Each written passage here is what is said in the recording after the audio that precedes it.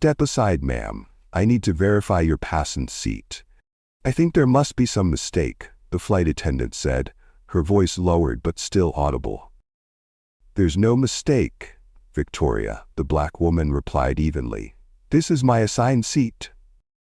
This airline has a reputable standard of people who should be here in this seat which you do not fit in, so you have to move to another, or I call the security to get you out, the flight attendant said firmly. Soon, the commotion started. Passengers reached for their phones, capturing what would soon become one of the most expensive acts of discrimination in corporate history. A successful black woman in an impeccable suit stood her ground as two airline security officers towered over her, their faces twisted with contempt as they grabbed her arms. Ma'am, you need to come with us now, one officer barked, loud enough for everyone to hear. They dragged her down the aisle anyway, past shocked passengers, past flight attendants, who looked everywhere but at her eyes. The security officers smirked at each other, believing this was just another day. Just another difficult passenger who didn't know her place. But on this particular day, Skybay Airlines Flight 3429 became the scene of a catastrophic miscalculation and lost the very opportunity that would have saved them from bankruptcy. All because they couldn't recognize who the black woman they were humiliating was.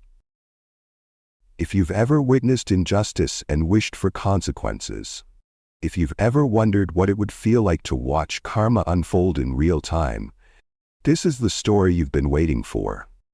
Have you ever been judged based on your appearance? Share your experience or type yes in the comments below and hit the subscribe button now. Here's how it all began. Victoria King wasn't born into wealth or privilege. At 48, she stood as a testament to what determination can build against all odds. As the founder and CEO of Global Transit Solutions, she controlled the largest travel logistics empire on the planet, a company that decided how and where Fortune 500 executives and their teams travel globally. Her signature on a contract could make or break an airline. That morning, in her Manhattan penthouse, Victoria reviewed the final details of what would be the largest contract her company had ever awarded. $5.2 billion, having 8 years of exclusive corporate travel bookings for Skybay Airlines. A lifeline that would rescue the struggling airline from near-certain bankruptcy.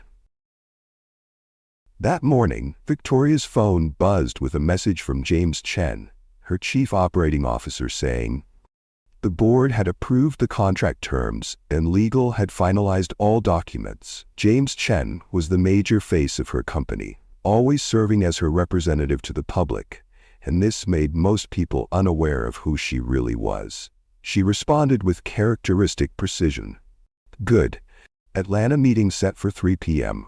We'll sign unless any issues arise. Keep Continental and Meridian Airline on standby as contingencies. Victoria always had a backup plan.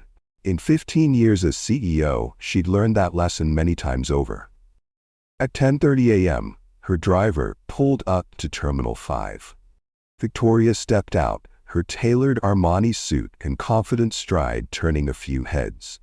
She'd chosen to dress minimally and fly commercial today, rather than take the company jet. She believed in experiencing the service standards of potential partners firsthand. Today's Skybay Airlines flight would be the final test before committing her company's business. At the first-class check-in counter, Victoria placed her passport and premium boarding pass on the counter. The attendant barely glanced up, her gaze lingering on Victoria's face a beat too long before looking back at the computer. Are you sure you're at the right counter, ma'am? The attendant asked, emphasizing this counter, with unmistakable doubt despite Victoria's executive demeanor. Victoria maintained her composure, calmly presenting her passport and first-class boarding pass.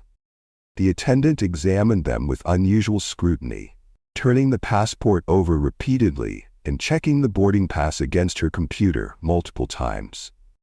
I'll need to see your ID again, the attendant said after several minutes of verification.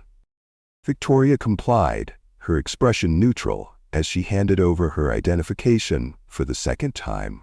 Meanwhile, she couldn't help but notice the white businessman behind her being greeted with a smile and processed through with barely a glance at his documentation. As the scrutiny continued, a third white passenger was welcomed to the first-class counter and quickly checked in while Victoria remained waiting. The pattern was becoming impossible to ignore. "Is there a problem with my documentation?" Victoria finally asked, her tone professional but firm. "Just following protocol," came the rehearsed response as the attendant picked up a phone, calling for a supervisor without making eye contact. Victoria discreetly took out her phone and typed a message to her executive team. "Flag on Skybay Airlines." The supervisor arrived promptly, taking Victoria's documents and beginning the verification process anew, as if the previous 20 minutes of examination had never happened. "Miss King, could you verify your destination today?" the supervisor asked, despite the information clearly printed on the boarding pass in her hand. "Atlanta," Victoria replied simply. "And the purpose of your travel?" Victoria noted the question, one rarely asked at check-in, especially in first class. "Business," she answered, the irony not lost on her that the business was a $5.2 billion contract that would save this very airline. After nearly 30 minutes at the counter, while other passengers continued to be processed efficiently, Victoria was finally cleared to proceed, but not before the supervisor added a small notation to her boarding pass. "What does this mark indicate?" Victoria asked. "Just a routine security designation," the supervisor replied with artificial brightness. "Nothing to be concerned about."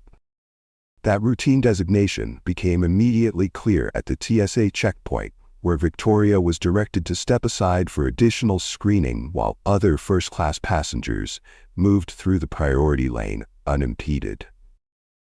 "We'll need to conduct an additional search," a TSA agent informed her, pulling on blue nitrile gloves.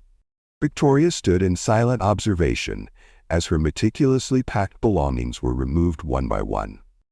The agent roughly handled the contract folder, creating a small tear in the corner of what happened to be the signature page of the multi-billion-dollar agreement.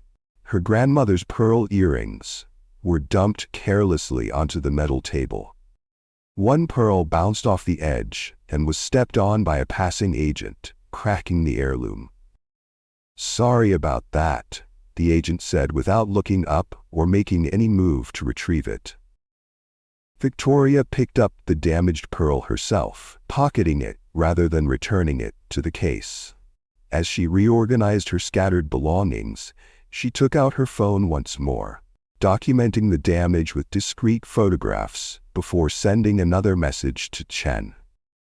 By the time Victoria reached the gate, Flight 3429 was showing a 40-minute delay.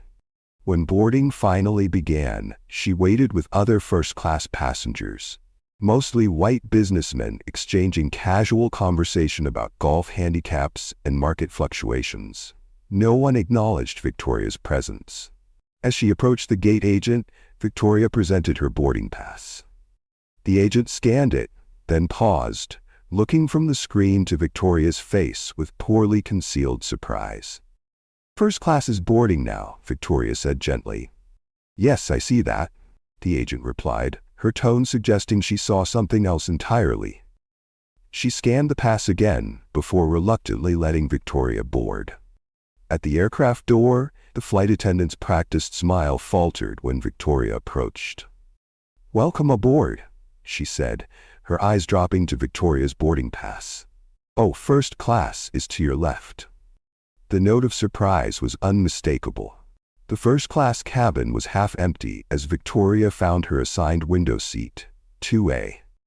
As she settled in, the white man in his 60s already seated in 2B glanced up with undisguised annoyance, shifting to create more distance between them despite the generous proportions of first-class seating. Soon, a different flight attendant approached. "Excuse me." Victoria looked up. "Yes?" "I need to check your boarding pass, please." Victoria maintained her composed expression as she retrieved the boarding pass that had already been verified multiple times. The flight attendant studied it with peculiar intensity. "I think there must be some mistake," she said finally, her voice lowered but still audible. "There's no mistake," Victoria replied evenly. "That's my assigned seat." The man beside Victoria cleared his throat theatrically. "Is there a problem here?" he asked the flight attendant, speaking as though Victoria weren't present. "I paid for a peaceful first-class experience." The flight attendant gave him a conspiratorial smile. "I'm just double-checking something, sir." "Well, I'm not sure she's in the right section," he continued. "These seats are quite expensive." Victoria turned to face him directly. "I'm well aware of the price, sir, as I am aware of the cost of this tablet, this watch, and especially the cost of my time, which is being wasted with these interruptions." The businessman blinked, momentarily taken aback. The flight attendant's smile tightened. "Your boarding pass appears to be in order, ma'am, but our system is showing some discrepancy. Would you mind if I take a quick photo of it for verification?" Victoria raised an eyebrow. "In 15 years of executive travel, I've never once had a flight attendant photograph my boarding pass. Is this new Skybay Airlines policy?" "It's just to resolve the confusion." "What confusion exactly?"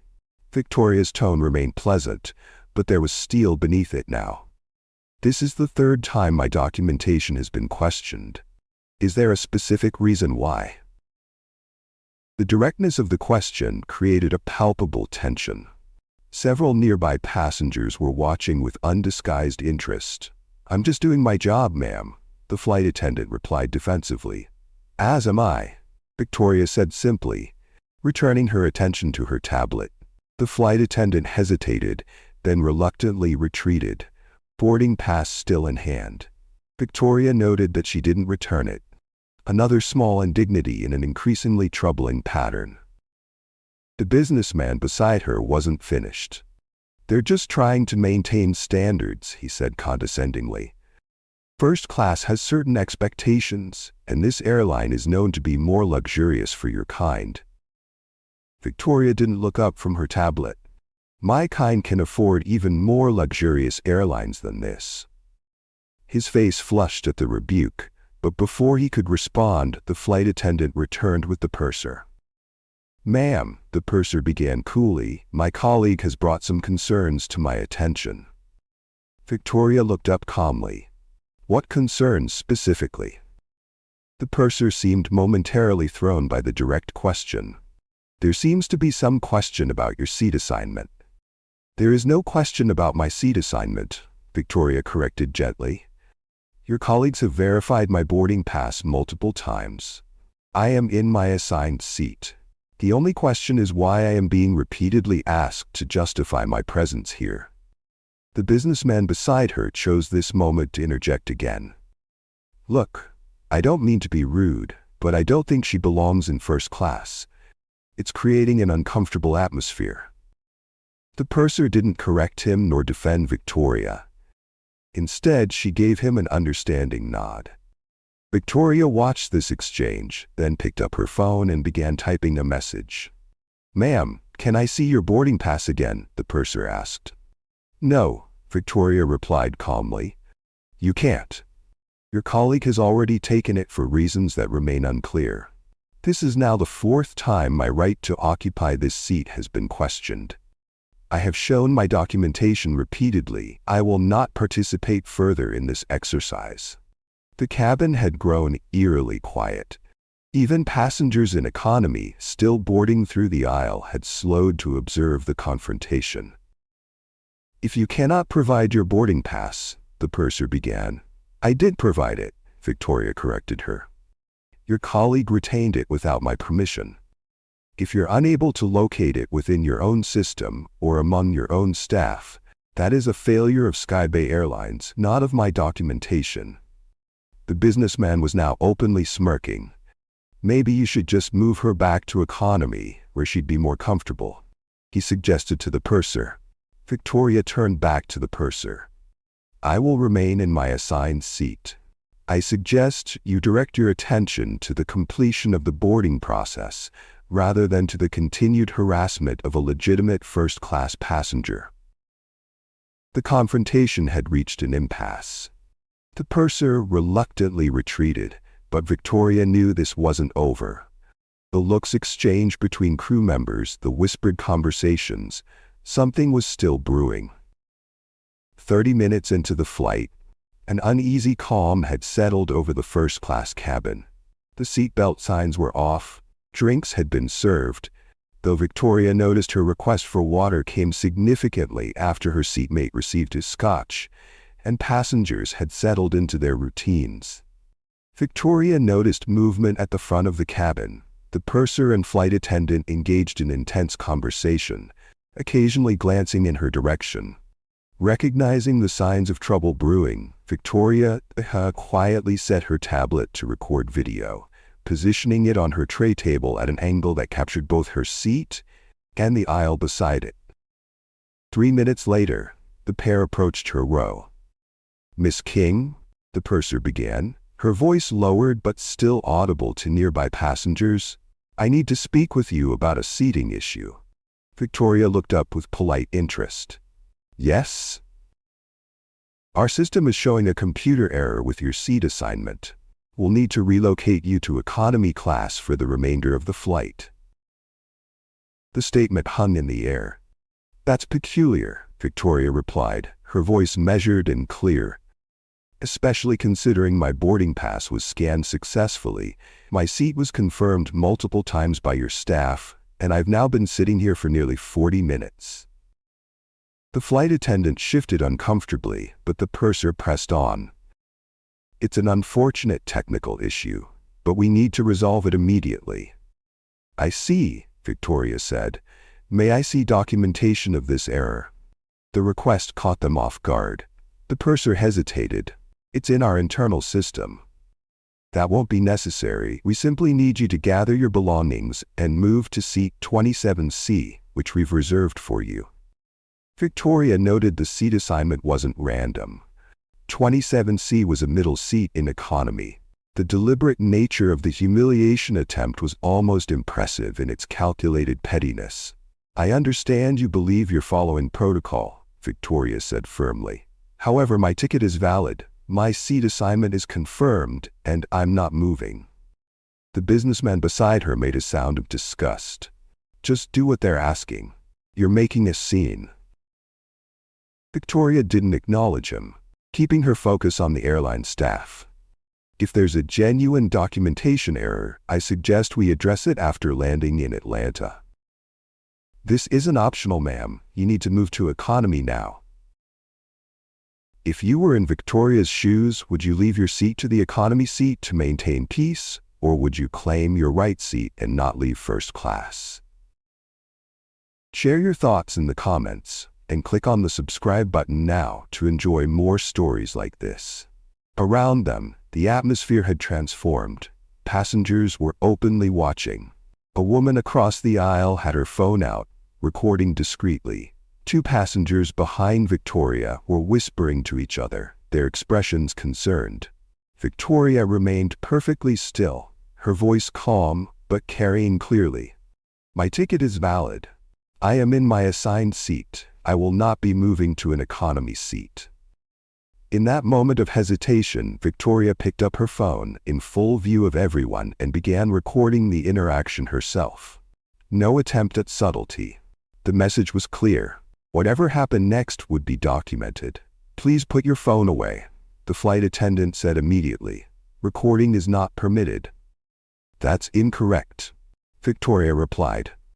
FAA regulations don't prohibit passengers from recording interactions as long as they don't interfere with crew duties or flight safety. "I'm simply documenting this conversation for accuracy." The purser's face had flushed with anger. "This is becoming disruptive." "I agree," Victoria said calmly.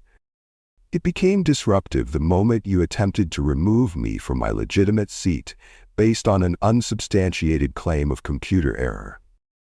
I'm simply sitting in my assigned seat, reviewing business documents, and causing no disruption whatsoever." 3 minutes passed in tense silence. Then the cabin speakers crackled to life.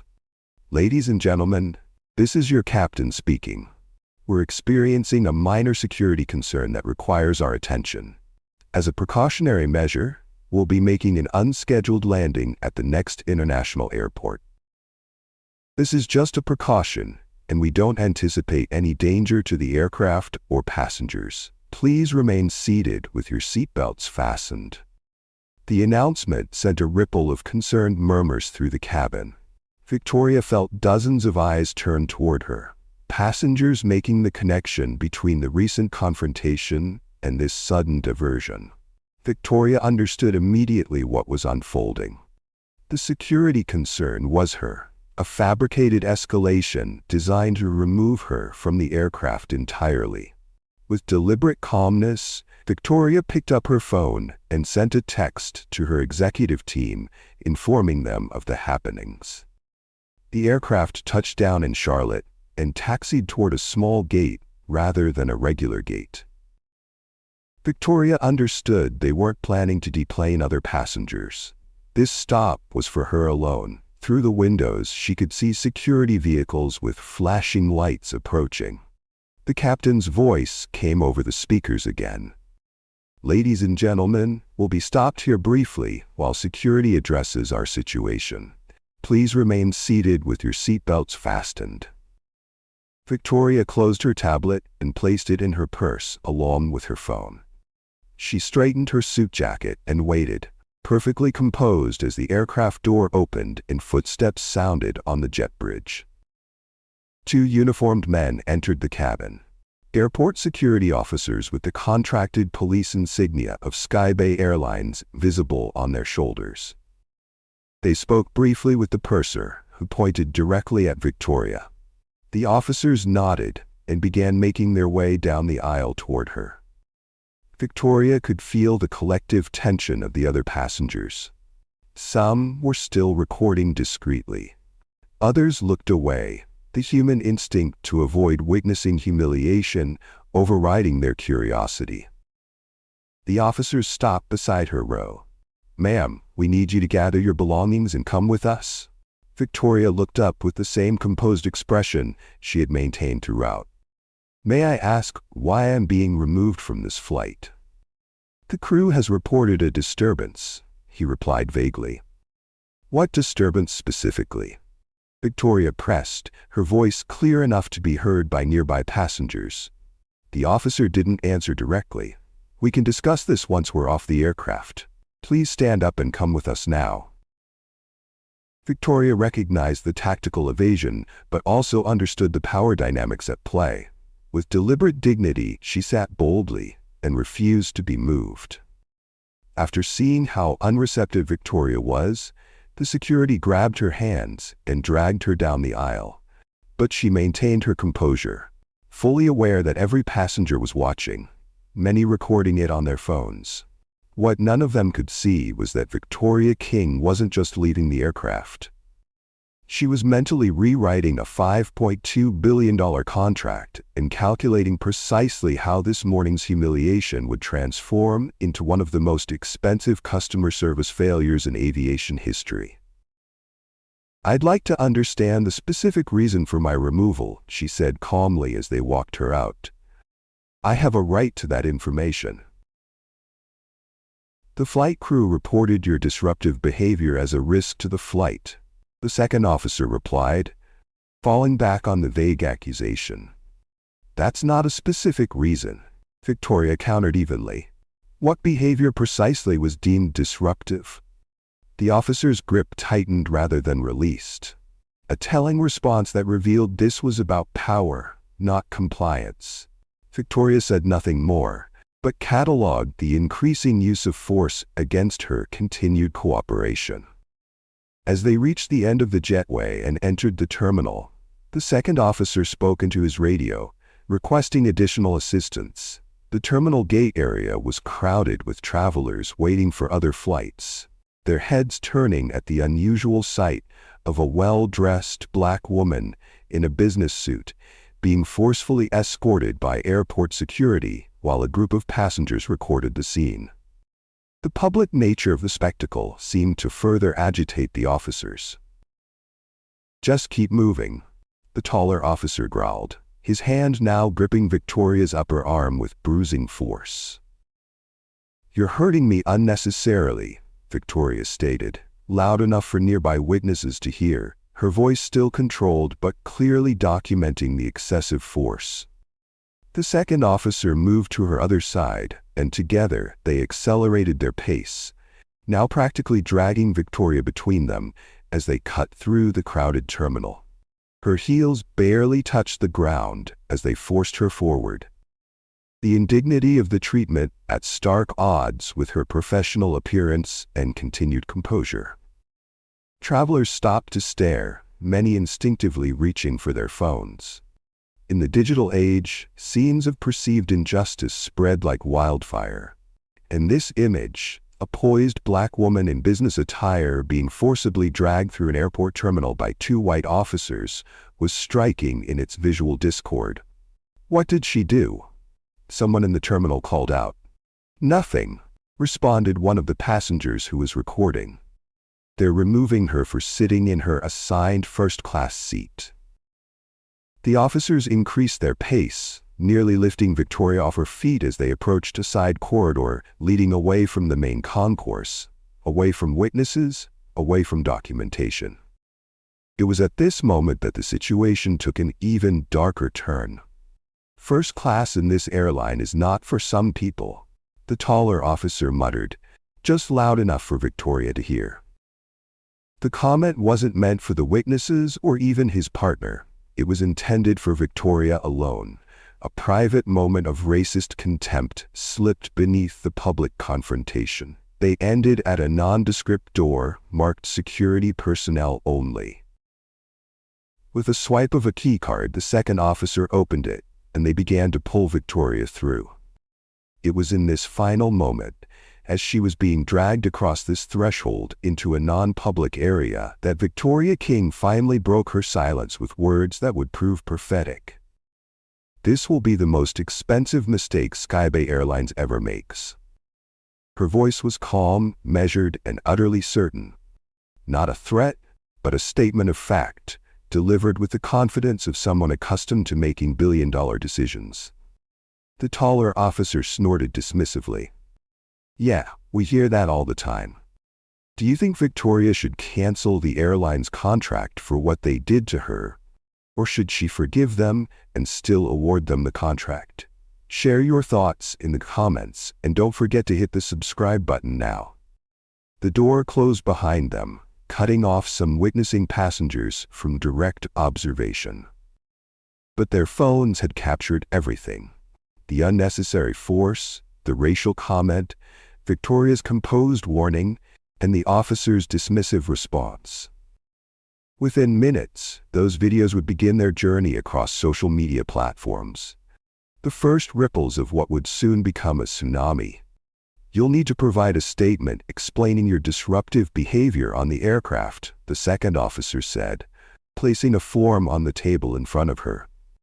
His tone suggested this was a formality, that the outcome was predetermined, regardless of what she wrote. Victoria didn't touch the form. "I'd like to make a phone call first." The taller officer laughed. "This isn't jail, lady. You don't get a phone call." "Actually," Victoria replied evenly, "according to TSA regulations, passengers detained by airport security for non-criminal matters retain the right to communicate with outside parties." The precise citation of regulations they themselves likely didn't fully know caught the officers off guard. They exchanged another uncertain glance. "And what important call do you need to make so urgently?" the taller officer asked mockingly. "Important business meeting, huh?" The condescension in his tone was thick, layered with assumptions about who Victoria was and wasn't, about what she could and couldn't know or do or be. "You have no idea," she said quietly. 3 words, spoken without heat, yet containing within them the absolute certainty of someone who knew precisely what forces she could bring to bear, what consequences would follow, What reckonings were already in motion beyond the walls of this small, harsh room?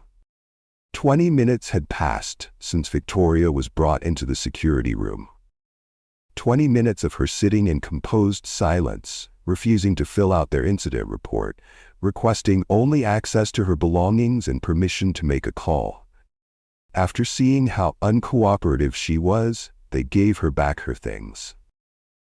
"You can have your things back," the taller officer said, sliding her purse across the table with deliberate carelessness. His earlier confidence had begun to fray at the edges, replaced by a vague discomfort he couldn't quite name. Something about this woman wasn't following the usual pattern. She should have been emotional by now, angry, tearful, frightened, or begging to be allowed back on her flight. Instead, she'd sat in unwavering dignity, her eyes occasionally meeting his with a calm certainty that made him increasingly uneasy. Victoria reached for her purse, examining its contents with methodical care. Her passport was there. Her wallet, her tablet, thankfully unbroken despite the rough handling. And most importantly, her phone. "Your flight has already departed for Atlanta," the second officer informed her, his tone suggesting this was a victory of sorts, that she had lost something by being removed. "We can book you on a later economy flight if you cooperate with our investigation." Victoria didn't respond to the implied threat. Instead, she removed her phone from her purse and placed it deliberately in the center of the metal table. The officers watched with poorly concealed disdain as she pressed a few buttons, then set it to speakerphone mode. The call connected after 2 rings. "James Chen," answered a crisp male voice. "James, this is Victoria," she said, her voice steady, but with an unmistakable steel beneath it. "I've just been physically removed from a Skybay Airlines flight after multiple instances of discrimination." There was a momentary silence on the other end of the line, then an explosion of concern. "What? Are you all right? Do you need legal?" Victoria cut him off, her focus absolute. "What I need is for you to execute Plan B. The $5.2 billion contract is canceled, effective immediately. Move everything to Continental." The security officers exchanged confused glances. This wasn't the tearful call to a husband or friend they had expected. And that number, $5.2 billion, hung in the air like a suddenly visible threat. James's voice came through the speaker again, measured but with an undercurrent of shock. "Victoria, that's their lifeline contract. Their stock will collapse." "I'm aware," Victoria interrupted again, her tone leaving no room for debate. "Do it now. Full press release within the hour. Make it crystal clear exactly why this is happening." The shorter officer shifted his weight nervously, his eyes now fixed on the phone, as the magnitude of what he was hearing began to register. "Yes, ma'am," James replied, all hesitation gone from his voice, replaced with a crisp efficiency. "It's already being processed. The Continental representatives have been on standby since your earlier text. They're prepared to meet immediately." "Good," Victoria said. "And James?" "Yes?" "Make sure the press release includes specific details. I want every passenger, every investor, and every competitor to understand exactly what cost Skybay this contract." "Understood.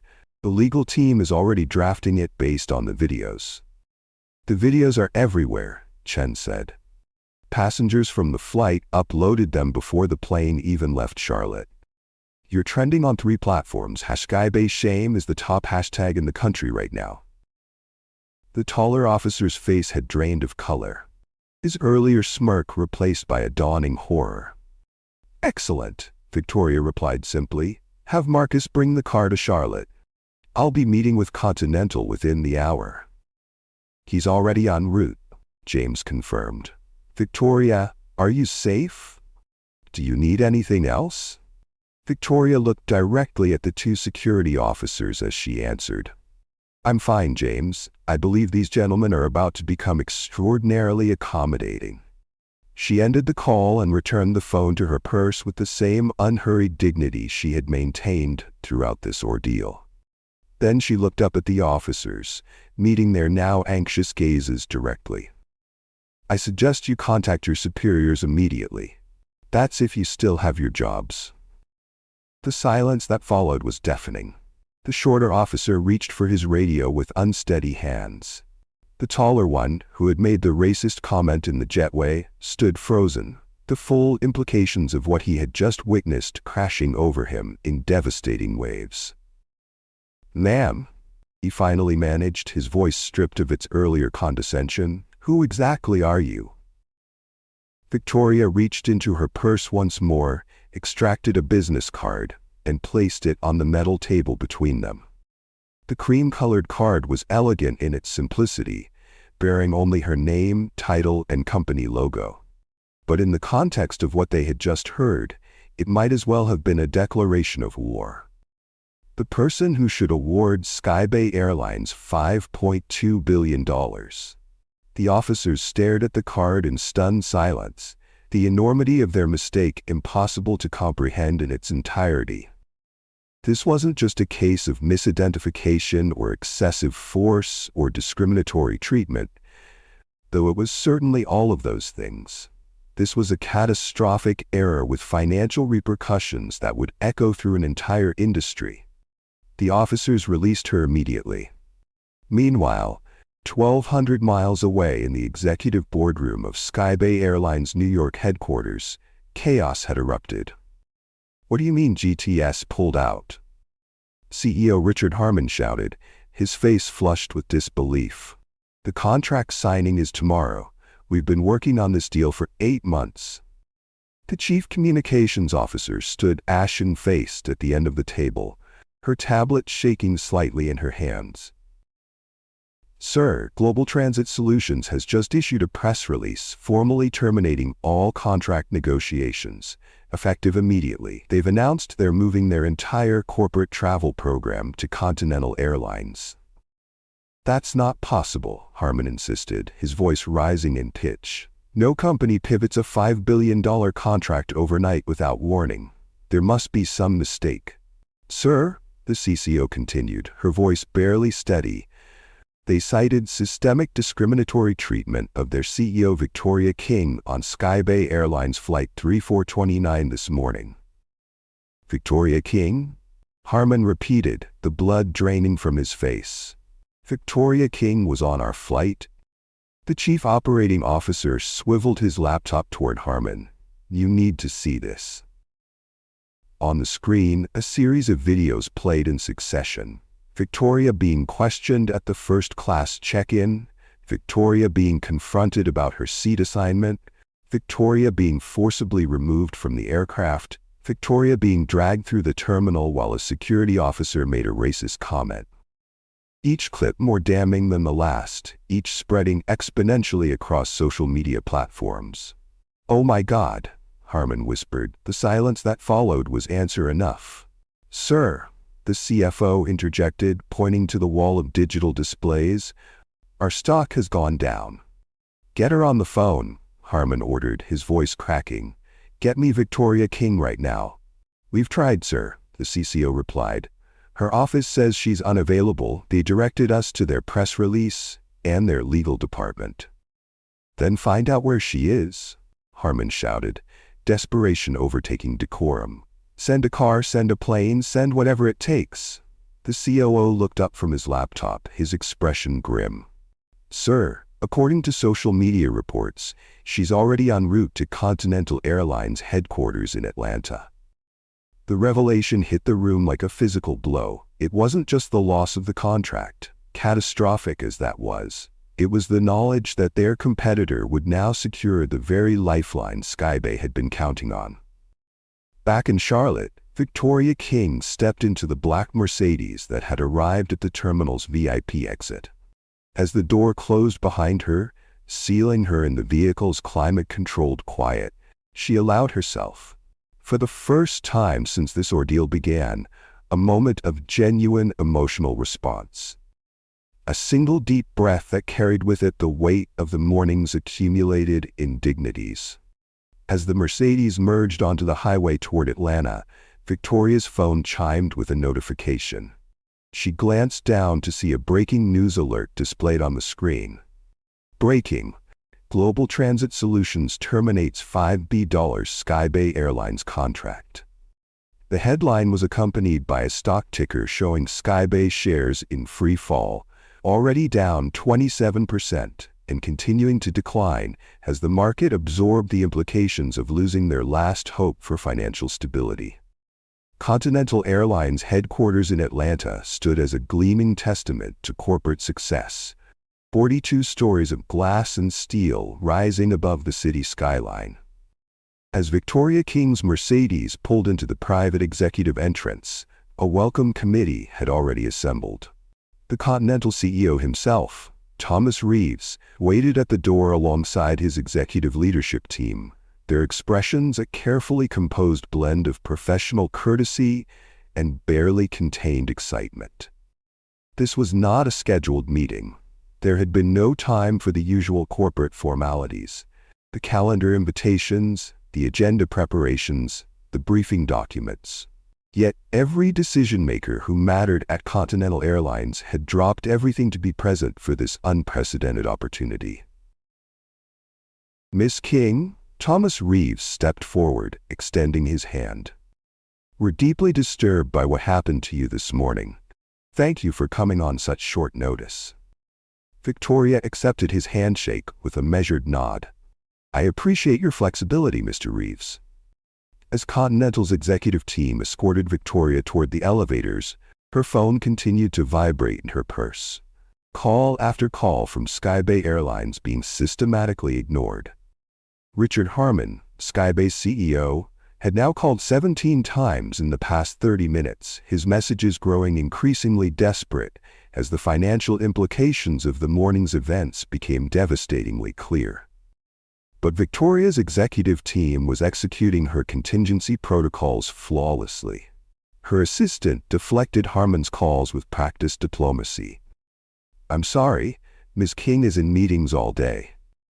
I'd be happy to connect you with our legal department." Meanwhile, James Chen, her executive VP, was coordinating with Continental's team, ensuring they understood exactly what was at stake and what would be required to secure Global Transit Solutions business. Victoria flashed back to 3 months ago when she flew Continental in simple clothing, with no one knowing who she was, and she was treated well like a queen, so they deserved the contract, next after Skybay. 1,200 miles away in New York, Skybay Airlines' headquarters had transformed into a crisis center.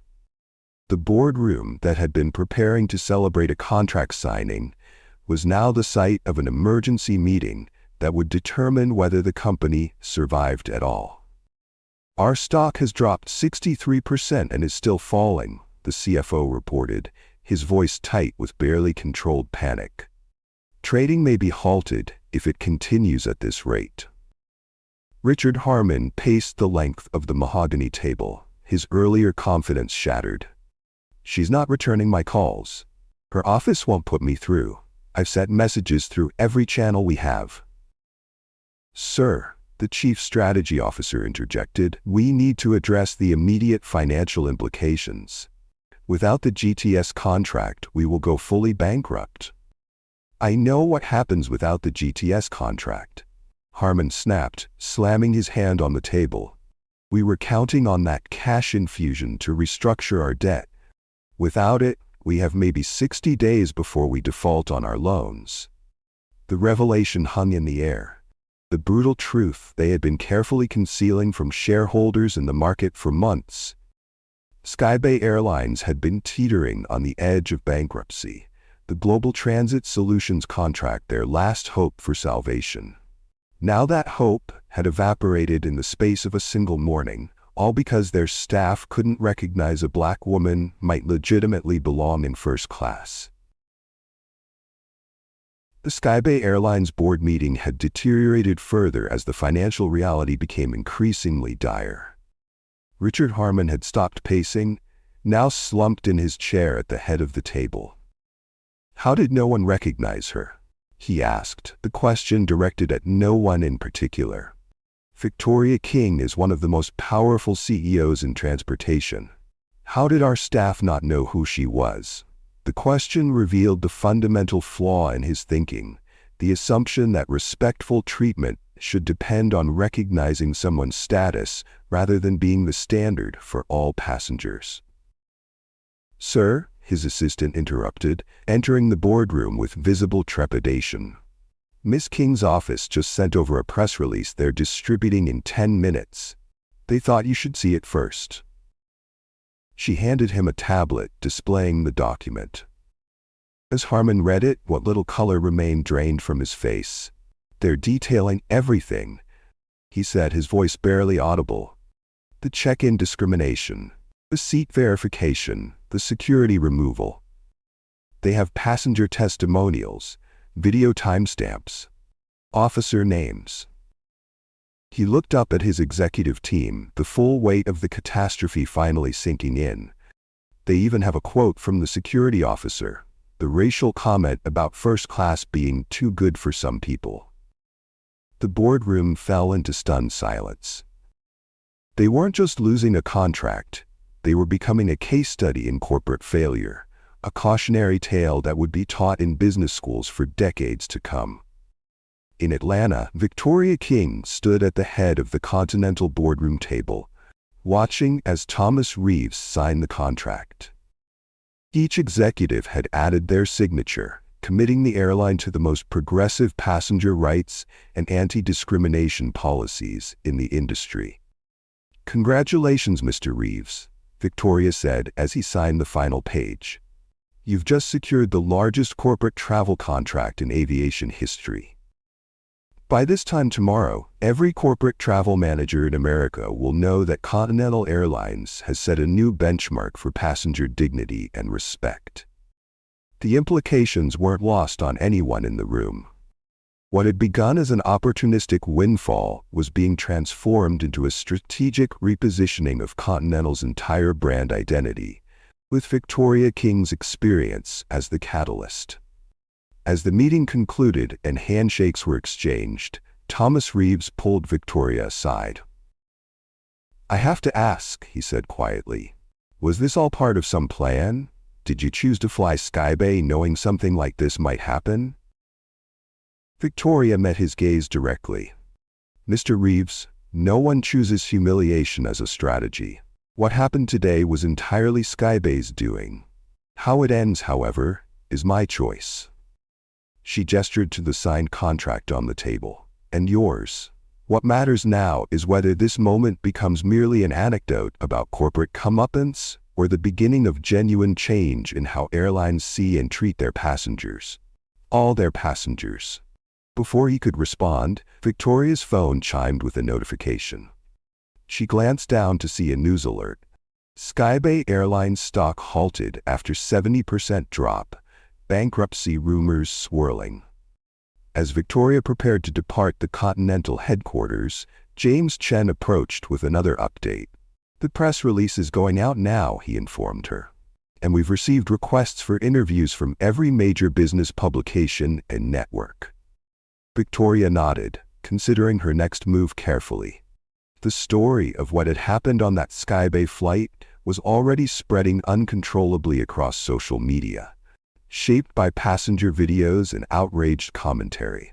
But the full narrative, the $5 billion consequences of that discrimination, was hers to define. The next morning, a story that had transcended business news to become a national conversation. Every major network led with the same footage. Victoria King being dragged from a Skybay Airlines flight, followed by the staggering financial consequences that had resulted. Skybay Airlines hastily called a press conference where a visibly shaken Richard Harmon delivered what crisis management experts would later describe as too little, too late. "On behalf of Skybay Airlines, I want to offer our deepest and most sincere apologies to Ms. Victoria King for the inexcusable treatment she experienced on our flight yesterday," Harmon began, his voice strained under the weight of the company's collapsing stock price. "What happened was a complete failure of our values and training. It does not represent who we are or who we aspire to be as a company. But the market had already rendered its verdict. With trading of Skybay stock resumed, shares continued their freefall, having lost nearly 80% of their value in less than 24 hours. Financial analysts were openly discussing bankruptcy scenarios on business networks, with one commentator noting, "This isn't just a PR disaster, it's an existential threat." Skybay needed that contract to survive. By midday, Skybay announced the termination of all staff involved in the incident: the check-in agent, the flight attendants, the purser, and the security officers who had removed Victoria from the aircraft. But the damage control didn't stop there. By evening, the company's board of directors released a statement announcing Richard Harmon's resignation, effective immediately. "Leadership must be accountable," the statement read. "The failures that led to yesterday's events reflect system-wide issues that require new vision and direction." Meanwhile, at her own press conference, Victoria King stood not as a victim seeking sympathy, but as a business leader demanding accountability. The event wasn't held at her company headquarters, but at a historically Black university's business school, where hundreds of students had gathered to hear her speak. "What happened on that flight wasn't an isolated incident," Victoria explained, her voice steady and measured. "It was the visible manifestation of biases that affect thousands of travelers every day across every airline. The difference is that most passengers can't respond by canceling a $5 billion contract." She detailed the systematic issues she had observed, from the check-in discrimination to the repeated questioning of her first-class status, from the security screening disparities to the physical removal from a seat she had legitimately purchased. "These weren't random acts of rudeness," she continued. "They were consistent expressions of the same underlying assumption, that a Black woman couldn't possibly belong in first class unless there was some mistake. That assumption cost Skybay Airlines everything, but its real cost is paid daily by passengers who don't have the platform or power to make their experiences matter to corporate bottom lines." As Victoria spoke, the camera occasionally cut to the audience of business students, many of whom were taking notes with intense focus, understanding they were witnessing not just a news story, but a master class in corporate accountability and leadership. 6 months later, Victoria King boarded a Continental Airlines flight from New York to Paris. As she approached the first-class check-in counter, the agent greeted her by name before she had even presented her ID. "Good morning, Miss King.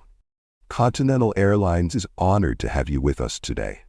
There was no questioning of her ticket, no scrutiny of her documentation, no smirk, no surprised looks or microaggressions, just efficient, professional service delivered with genuine respect.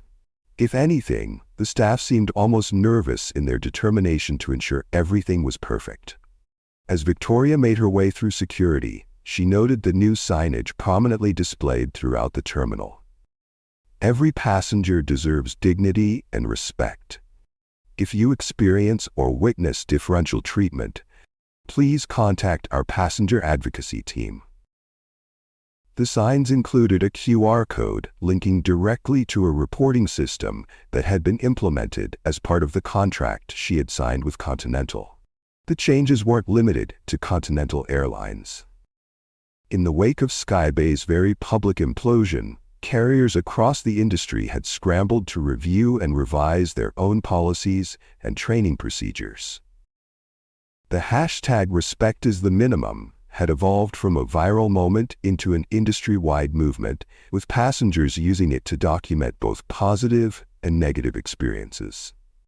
Industry publications reported that complaints of discriminatory treatment had declined 47% across major airlines in the 6 months following what was now commonly referred to as the Skybay incident. Whether driven by genuine ethical concerns or simple fear of becoming the next cautionary tale, airlines had finally begun treating passenger dignity as a business priority rather than a public relations consideration.